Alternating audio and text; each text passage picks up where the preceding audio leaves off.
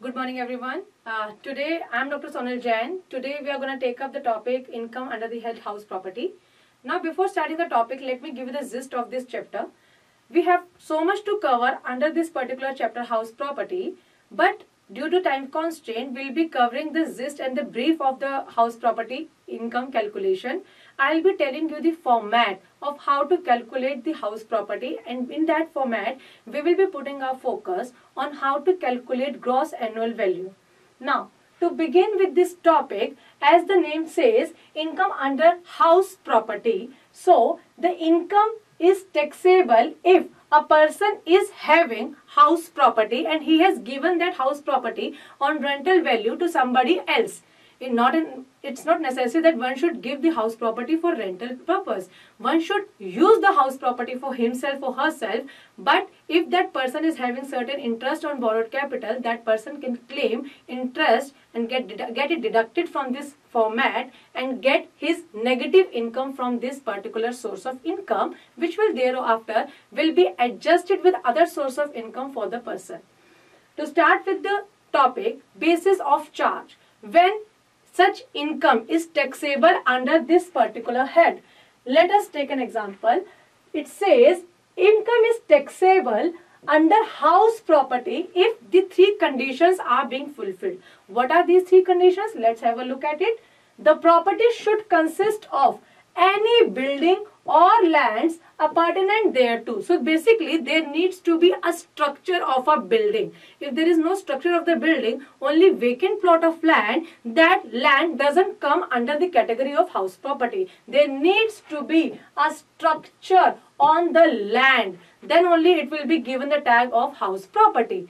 If there is such any land which is next adjacent to the house property, or like this, there is a plot of land which is adjacent to the house property, then that kind of land will also be coming under the head house property along with the property. Second point, assessee should be the owner of the property. If I am the owner of the property, then only such income will be taxable under my name in my house property. If I am not the owner at all, then how can such income be coming under my house property? मुझे एक example देती हूँ आपको. X है, mister x के नाम पर कोई घर ही नहीं है, वो किसी भी प्रॉपर्टी के मालिक ही नहीं है, तो उसकी इनकम उनके लिए टैक्सेबल हो ही नहीं सकती. तो अगर आप किसी प्रॉपर्टी के मालिक हो, तभी वो इनकम आपके हाउस प्रॉपर्टी हेड में काउंट होगी, उसकी इनकम, वरना वो उस हाउस प्रॉपर्टी इनकम में काउंट नहीं होगी, कहीं और में भी हो सकती है. Next, property should not be used by the owner for purpose of any business or profession carried on by him. जो भी प्रॉपर्टी आपके नाम पर है, अगर आप उसको अपने खुद के बिजनेस या प्रोफेशन के लिए यूज कर रहे हो, तो वो प्रॉपर्टी हाउस प्रॉपर्टी में नहीं काउंट होगी. फॉर एग्जाम्पल, जनरली हमारे देश में लोग करते भी हैं ऐसा. एक प्रॉपर्टी आपके पास है, आपने बैक में अपना घर रेजिडेंशियल पर्पस के लिए यूज किया और फ्रंट में आपने अपनी खुद की शॉप खोल ली, तो वो शॉप की प्रॉपर्टी आपकी हाउस प्रॉपर्टी इनकम पर नहीं आएगी. ऐसे तो हर कोई यही चीज चालू कर देगा. आप क्या करोगे? आप रेंटल इनकम दिखाओगे पीजीबीपी में कि आपने अपने आप को रेंट दिया, आप वहां माइनस करोगे, और इनकम टैक्स में आप दिखाओगे कि आपने खुद से रेंट लिया और आप यहाँ पे बेनिफिट्स अवेल कर लोगे. तो गवर्नमेंट कहती है अगर आप खुद के बिजनेस और प्रोफेशन के लिए अपनी ही प्रॉपर्टी यूज कर रहे हो, तो वो रेंटल इनकम हाउस प्रॉपर्टी की नहीं कहलाई जाएगी. ठीक है. नाउ इसके अलावा वो कहता है जिस ऐसा प्रॉफिट, ऐसा बिजनेस और प्रोफेशन जिसका प्रॉफिट इनकम टैक्स में चार्जेबल है under the head PGBP, under the head profit और गेन्स फ्रॉम बिजनेस और प्रोफेशन, अगर वहां पर वो टैक्सेबल है, तो फिर वो आपकी इनकम हाउस प्रॉपर्टी में नहीं आएगी. If these three conditions are being fulfilled, then only such income will be falling under the head house property. Let us move ahead. Now, before starting with the concept, before starting with the format of house property, let us have a look at the term that is known as composite rent. Composite rent अब क्या होता है? Generally क्या होता है, जब हम rent लेने जाते हैं, कोई प्रॉपर्टी को अगर हम किराए पर लेते हैं, तो 2-3 ऑप्शन हमारे पास होते हैं। नंबर 1, आपके पास अनफर्निश्ड हाउस आपको मिल रहा है, अनफर्निश्ड जिसके अंदर कोई भी फैसिलिटी नहीं है, only the structure of a house, कोई फर्नीचर, कोई एसी, कोई फिटिंग आपके पास नहीं है। दूसरा ऑप्शन क्या है कि आपके पास फर्नीचर के साथ आपको कोई वो प्रॉपर्टी को रेंट पर दे रहा है, जिसको हम बोलते हैं फर्निश्ड हाउस प्रॉपर्टी। दोनों के रेंट में बहुत फर्क होता है। लेट्स से अगर अनफर्निश्ड प्रॉपर्टी का रेंट 20,000 आपको पर मंथ मिल रहा है, तो हो सकता है फर्निश्ड का रेंट आपको ज्यादा मिले, लेट्स से 28,000 पर मंथ। तो इसको बोला जाता है कंपोजिट रेंट, जिसके अंदर property as well as other items का भी अमाउंट एड अप किया जाता है, लाइक 28,000।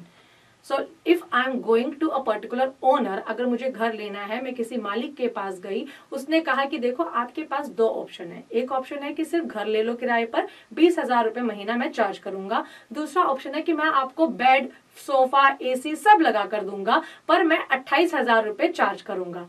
ऐसे केस में उस 28,000 में से मुझे एक चीज तो क्लियर है कि 20,000 है घर का रेंट, 8,000 है अदर फर्निशिंग्स का रेंट। तो यहां पर मैं रेंट को सेग्रीगेट कर पा रही हूं। बट एक केस ऐसा भी हो सकता है कि मैं किसी और घर को देखने गई, उस घर के मालिक ने ऑलरेडी वहां पर फर्नीचर डाला हुआ है। That owner is saying he will be giving that house property only with the furniture. Without furniture का option ही नहीं है. And that owner quoted the rental value to be 26,000 per month. Now I asked him, without furniture का sir option क्या है, without furniture क्या property आप दोगे rent पर? ही सेड कि मैं विदाउट फर्नीचर दे ही नहीं सकता, मैं तो 26,000 के साथ ही दे सकता हूँ, लेना है लीजिए, नहीं लेना नहीं लीजिए। ऐसे में 26,000 is the composite rent flat और house along with the furniture. तो ऐसे में यहाँ पर मैं रेंट को सेग्रीगेट नहीं कर पा रही कि आउट ऑफ 26,000 कितना मेरा घर का रेंट है और कितना मेरा फर्नीचर का रेंट है, जबकि पहले वाले केस में I could very well distinguish out of 28,000, 20,000 is house rent and 8,000 is furniture rent. Now let's talk about this particular concept composite rent. It says अगर when there is a composite rent,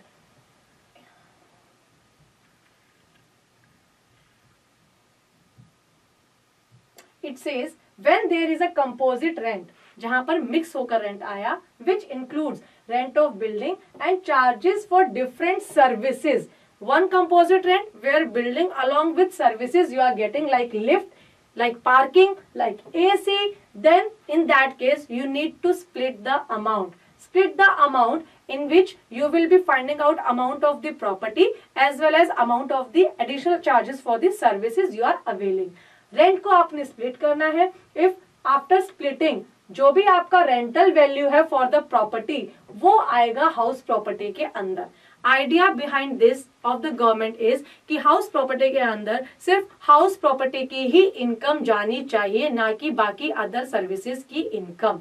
तो ऐसे में government कहती है rent को split करो, घर की कीमत सिर्फ हाउस प्रॉपर्टी में आएगी, बाकी जो भी सर्विसेज का आप चार्जेस दे रहे हो, बी इट लिफ्ट, एसी और पार्किंग सर्विस व्हाटएवर जिसके लिए आप एक्स्ट्रा पे कर रहे हो, that amount should be taxable under PGBP, that is profit और गेन फ्रॉम बिजनेस और प्रोफेशन और अदर सोर्सेज, बाकी सोर्सेज ऑफ इनकम के हेड्स में जाएगा as the case may be. Now अब हम बात करते हैं फर्नीचर के साथ। अगर आपको घर विद फर्नीचर मिल रहा है एंड दोनों अमाउंट जो है वो सेपरेट आप नहीं कर पा रहे, जैसे मैंने आपको पहले बोला 26,000 का रेंट है, अब ओनर ने कहा कि मैं 26,000 में ही दूंगा फर्निश्ड अकोमोडेशन, मैं इसको अलग अलग नहीं कर सकता। अगर सेपरेट नहीं कर पाते हो तो गवर्नमेंट कहती है इन दैट केस आपका पूरा का पूरा 26,000 पर मंथ पूरा अमाउंट अदर सोर्स या पीजीबीपी सोर्स ऑफ इनकम में जाएगा, वो सोर्स हाउस प्रॉपर्टी में नहीं आ सकता अगर वो सेपरेबल नहीं है तो। वाई? बिकॉज आगे जाके हम देखेंगे in the format of house property government 30% standard deduction देती है of the NAV.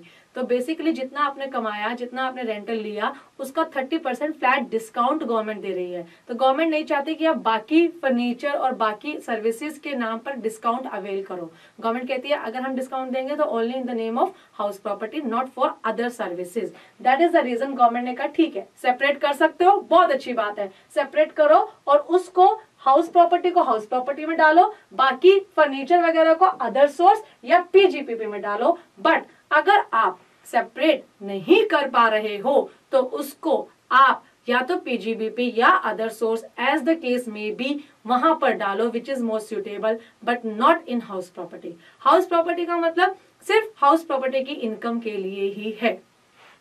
After that composite rent we have covered. इसके अलावा एक बहुत प्रोमिनेंट केस हमारी कंट्री में आता है when the property is having joint owners. एक से ज्यादा अगर ओनरशिप है प्रॉपर्टी पे किसी की, एक्स और वाई दोनों ब्रदर्स हैं, दोनों ब्रदर ने मिलकर एक प्रॉपर्टी खरीद लिया, उस प्रॉपर्टी का अगर वो rental value 40,000 per month charge कर रहे हैं, then in that case X and Y will be known as co owners. दोनों को हम को ओनर बोलते हैं, ज्वाइंट ओनर दोनों हैं।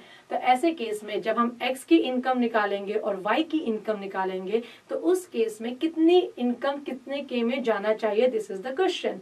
नाउ इसके में कहा जाता है whatever the respective share of each owner, that share will be added in their house property. If I am saying X and Y are both equal owner of the property, जब दोनों equal owner हैं तो दोनों का share 50-50% है, तो X की house property में 20,000 पर मंथ रेंट जाएगा एंड Y की हाउस प्रॉपर्टी में 20,000 पर मंथ जाएगा, ना कि 40,000 दोनों के केसेस में अलग अलग। 40-40 करेंगे तो टोटल रेंट 80,000 हो जाएगा। We can not do so. तो दोनों को इनका प्रोपोर्शन जो भी है पार्टनरशिप का, उस प्रोपोर्शन के अकॉर्डिंग दोनों की इनकम हाउस प्रॉपर्टी में काउंट की जाएगी। मूविंग अहेड नाउ, कुछ केसेस में इनकम फ्रॉम हाउस प्रॉपर्टी होने के बावजूद वो हाउस प्रॉपर्टी में टैक्सेबल नहीं होती। What are these cases? Number 1, अगर आपका फार्म हाउस है, if you have a farm house, तो उस फार्म हाउस की इनकम, उस फार्म हाउस को अगर आपने किसी को रेंट पर दे दिया फॉर एग्जांपल, देन वो इनकम आपकी टैक्सेबल हाउस प्रॉपर्टी में नहीं होगी। प्लीज अंडरस्टैंड, फार्म हाउस दो तरह के होते हैं, एक जिसपे आप फार्मिंग कर रहे हो, दूसरा जिसको आप शादी वगैरह के लिए रेंट पर देते हो। शादी वगैरह पे जो आप रेंट पे दे रहे हो, this is not that farm house. Farm house यहाँ पर वो है जो आपका फार्म है, वो फार्म आपने किसी को रेंट पर दे दिया फॉर फार्मिंग एक्टिविटीज। गवर्नमेंट ने उस फार्म हाउस की इनकम को इनकम टैक्स से एग्जम्प्ट कर दिया है। Next, x ruler. X ruler कौन है? इंडिया में एक कल्चर था इंडिपेंडेंस से पहले जब किंग हुआ करते थे, तो अगर कोई किंग है, उनका कोई पैलेस है, अब उनके आगे डिसेंडेंट जो भी आते हैं तो उनके पास वो प्रॉपर्टी आ जाती है, तो गवर्नमेंट कहती है कि एक्स रूलर, या तो आप जिंदा हो ठीक है, वरना आपके जितने भी बच्चों के पास प्रॉपर्टी आ रही है उस प्रॉपर्टी में पैलेसेस को भी लोग रेंट पर देते हैं। Let's say x is the x ruler in Rajasthan, उसके पास 5 पैलेस है, तो 5 पैलेस में से गवर्नमेंट कहती है हम 1 पैलेस की इनकम को एग्जेम्प्ट करेंगे, बाकी other 4 palaces will be taxable in house property. तो 1 palace will be exempt. Property income of local authority, trade union, political party, approved scientific research association, education institution and hospital. If these property, these education institution or these institution, if they have any property which they have given for rental purpose to outside, such income will also be exempt from income tax under the head house property. Next, property held for charitable purpose, such income will be exempt from house property. Property used for own business or profession, this we have already covered in the basis of charge. अगर आप property को खुद के business और profession के लिए use करते हो तो वो इनकम, वो वाला केस भी हाउस प्रॉपर्टी से एग्जेम्प्ट हो जाएगा। Last, any 2 self-occupied properties. Nowadays, a person is having property in the country. अब कंट्री में आपके पास एक प्रॉपर्टी बना लेते हैं, बहुत बड़ी बात है, but looking at the income pattern, लोगों की इनकम इंक्रीज हो रही है, तो चांसेस आर देयर कि लोग जब पैसा इन्वेस्ट करते हैं तो वो हाउस प्रॉपर्टी या किसी प्रॉपर्टी में इन्वेस्ट करते हैं। गवर्नमेंट कहती है कि किसी के पास एक सेल्फ ऑक्यूपाइड प्रॉपर्टी है, very good, that is exempt from tax. अब उस सेल्फ ऑक्यूपाइड का मतलब होता है जब आप खुद उसके अंदर रह रहे हो, जब आप खुद अंदर रह रहे हो उस घर के अंदर, तो आपकी इनकम तो जनरेट ही नहीं हुई, तो गवर्नमेंट ने उसको एग्जेम्प्ट कर दिया था। पहले 3-4 साल पहले से गवर्नमेंट ने रूल चेंज कर दिया। गवर्नमेंट कहती है कि अब से 2 सेल्फ ऑक्यूपाइड प्रॉपर्टी भी आपकी इनकम टैक्स से एग्जेम्प्ट हो जाएगी। पहले एक होती थी, now 2 self occupied properties are exempt from tax. Now what is the implication? Suppose I have 3 self occupied properties, मेरी 3 घर हैं, 1 in Delhi, 1 in Gurgaon and 1 in Noida. I got ample money, मेरे पास एक्सेस मनी है, मैंने उसको इन्वेस्ट कर लिया। दिल्ली में मैं खुद रह रही हूँ, गुड़गांव में मैंने इन्वेस्ट कर लिया, नोएडा में मैंने इन्वेस्ट कर लिया। Now it is not necessary कि आप प्रॉपर्टी को किसी को किराए पर दो ही दो, ऐसा जरूरी नहीं है। हो सकता है आपकी प्रॉपर्टी बंद हो, वो प्रॉपर्टी खाली है, प्रॉपर्टी बंद है, तो आप उसको सेल्फ ऑक्यूपाइड क्लेम कर लेते हो। तो ऐसे में गवर्नमेंट कहती है out of 3 houses any 2 will be exempt from income tax under house property. Third property को deemed to be let out करार किया जाएगा, यानी ऐसा माना जाएगा कि थर्ड प्रॉपर्टी आपकी रेंट पर लगी हुई है, even if it is not for rental purpose, but उसकी एक नोशनल वैल्यू निकाली जाएगी, रेंटल वैल्यू, और उसको अकॉर्डिंगली आपकी इनकम में ऐड किया जाएगा। गवर्नमेंट कहती है भैया एक तुम यूज कर रहे हो, 2 यूज कर रहे हो, कितने घर सेल्फ के लिए यूज करोगे? तो तीसरा तो किराए पे चढ़ाया माना जाएगा, या तो तुम हमें झूठ बोल रहे हो। अगर झूठ नहीं बोल रहे तब भी हम थर्ड के प्रॉपर्टी को रेंटल माना जाएगा। In that case government has given you the power to choose any 2 property as self occupied. तीनों सेल्फ ऑक्यूपाइड आपने डिक्लेयर किया, गवर्नमेंट कहती है किसी भी 2 को आप सेल्फ डिक्लेयर कर लो और थर्ड को आप लेट आउट डिक्लेयर करो, जिसको बोला जाता है deemed to be let out. ऐसे केस में आप चेक करते हो, परम्यूटेशन कॉम्बिनेशन लगाते हो कि कौन से 2 प्रॉपर्टीज आपको ज्यादा फायदा देगी एज सेल्फ ऑक्यूपाइड। तो इसके लिए भी we have the cases and we have to solve that later on, but not today. Now moving ahead, this is the format to calculate income under the topic house property. Under this particular head, how do we calculate income? And there is a format given by the government to us, and that format says you need to start your calculation from GAV, that is known as gross annual value of the property. Now this we will be discussing how to calculate GAV. From GAV, once you calculate GAV, you will be putting the figure over here. From GAV, you need to deduct what? Municipal taxes paid by owner. Now the line in itself is self-explanatory. It says if there is some municipal taxes regarding that property which is paid by the owner, अगर मकान मालिक ने ही उसके taxes को पे किया है, only in that case you can reduce the amount from GAV. For example, मैंने अपना घर चढ़ाया है 20,000 के रेंट पर मंथ पर। मैंने अपने किराएदार को बोला कि भैया मेरे को म्युनिसिपल टैक्स पे करना है और वो आप ही पे कर दो, मैं नहीं पे करूंगा, आप ही को पे करना है। तो in that case municipal taxes is paid by whom? In that case municipal taxes is paid by the tenant. अगर किराएदार पे करता है तो मैंने तो पे नहीं किया, जब मैंने पे ही नहीं किया तो मैं उसको माइनस कैसे करा सकती हूँ? तो गवर्नमेंट कहती है अगर municipal taxes regarding the property आपने खुद पे किया है तो आप उसको माइनस करा सकते हो from GAV। Now one more question comes over here कि कितना अमाउंट माइनस करवा सकते हैं या किस साल का माइनस करा सकते हैं? तो गवर्नमेंट कहती है कि करंट ईयर में वट एवर जितना भी आपने पे किया है पूरा अमाउंट आप माइनस करा सकते हो on the basis of the amount paid. It doesn't matter वो अमाउंट किस ईयर को बिलोंग करता है, हमें नहीं मतलब। आपने इस साल पे किया है 10,000 म्युनिसिपल टैक्सेस, फॉर एग्जाम्पल 10,000 में से 3 पार्ट थे। 1 पार्ट 2019 का म्युनिसिपल टैक्सेस जो एरियर थे, मैं पे करना नहीं पाई, मैं नहीं कर पाई उस टाइम पे, तो गवर्नमेंट कहती है कोई बात नहीं, उसको अभी पे कर दो। तो 3,000 तो मेरे उधारी थी जिसको हम कहते हैं एरियर्स, इसमें से 3,000 मेरे करंट ईयर के थे, इस साल के, और मैंने कहा यार अभी मेरे पास पैसा फालतू है तो मैं इस पैसे को अभी दे देती हूँ, हो सकता है अगले साल मेरे पास पैसा हो या ना हो। और 4,000 रुपए मैंने एडवांस पे कर दिया ऑलरेडी, तो मैंने टोटल किया 10,000 पे। गवर्नमेंट कहते हैं कौन सा अमाउंट किस ईयर का है हमें मतलब नहीं है, आपने करंट ईयर या प्रीवियस ईयर में कितना पैसा दिया, जितना पैसा दिया straight away that amount you can reduce. तो मैंने टोटल दिया 10,000, तो मैं टोटल 10,000 यहाँ पर माइनस कर सकती हूँ। This is GAV। बट एक कंडीशन कि ये जो आपका म्युनिसिपल टैक्स है ये सिर्फ और सिर्फ ओनर ही पे करेगा जिसके नाम पर घर है। नाउ GAV में से जब हमने म्युनिसिपल टैक्स माइनस कर दिया तो हमारे पास आता है NAV, जिसको हम बोलते हैं net annual value. Net annual value कुछ नहीं है, सिंपल है, GAV minus municipal taxes, this is the balance. Now from NAV we need to give 2 deductions and that is under section 24 of income tax act। अब ये क्या कहता है under section 24? It says 2 तरह की डिडक्शन हम minus कर सकते हैं। Number 1 standard deduction that is 30% of what, of NAV।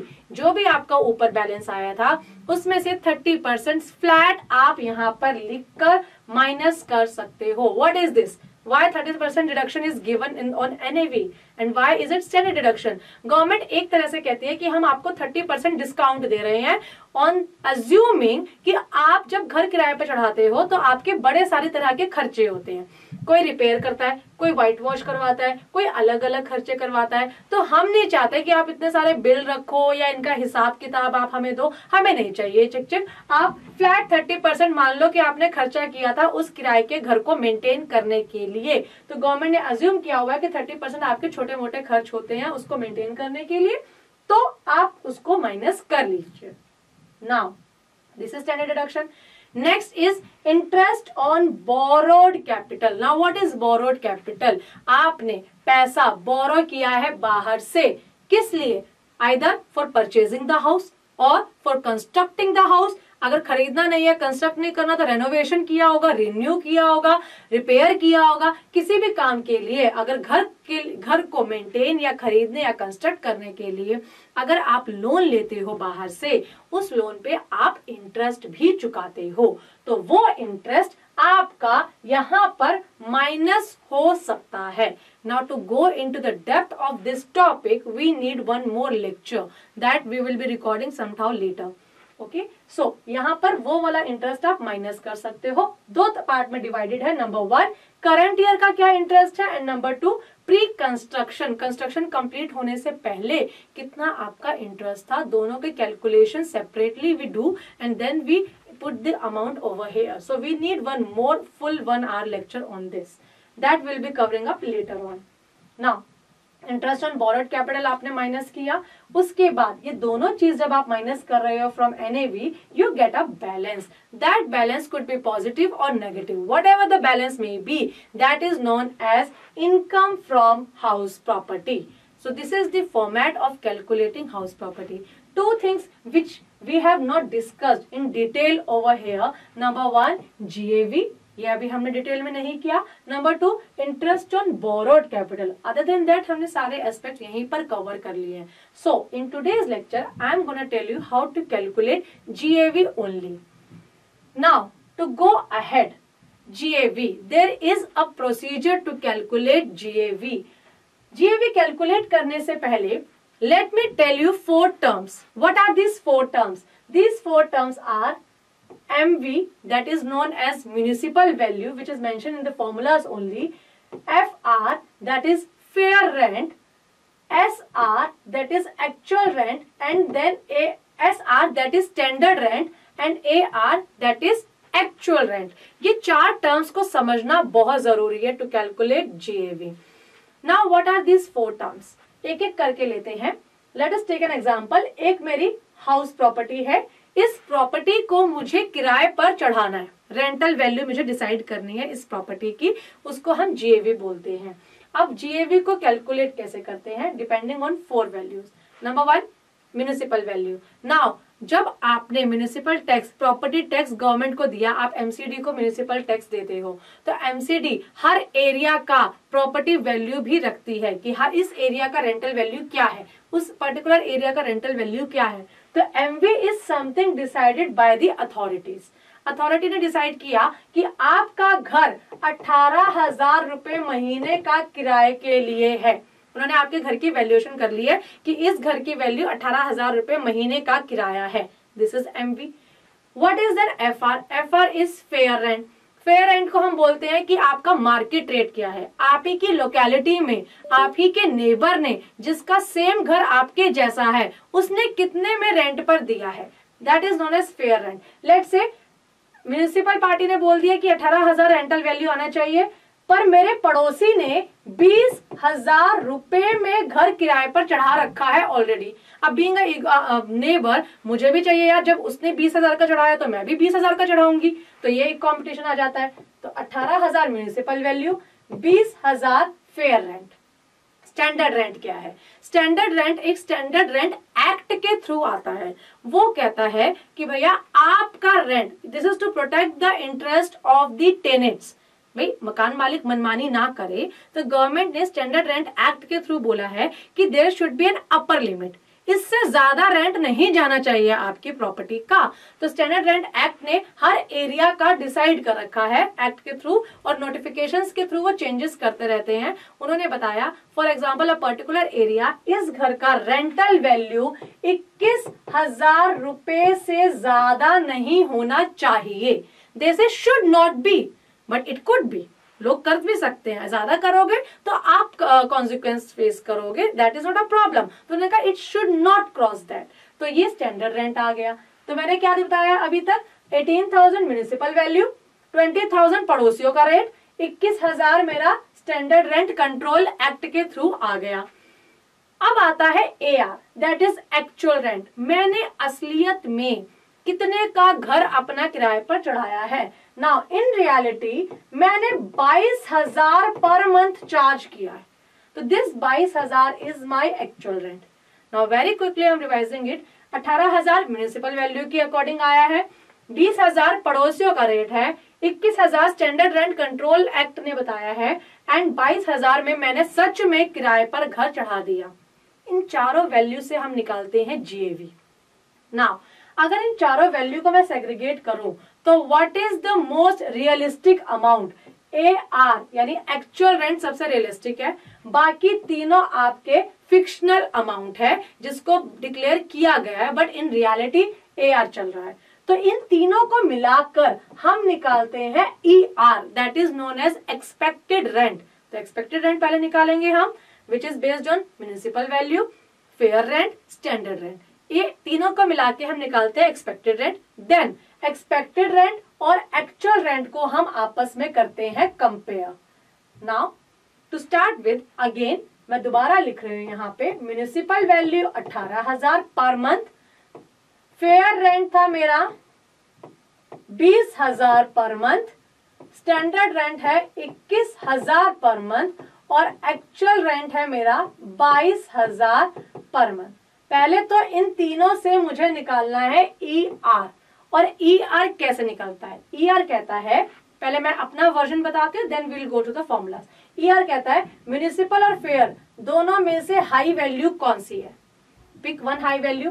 दोनों में से हाई वैल्यू कौन सी है? 18 और 20, तो 20 is my high value. Compare this 20,000 with standard rent, दोनों में से लोअर वैल्यू कौन सी है?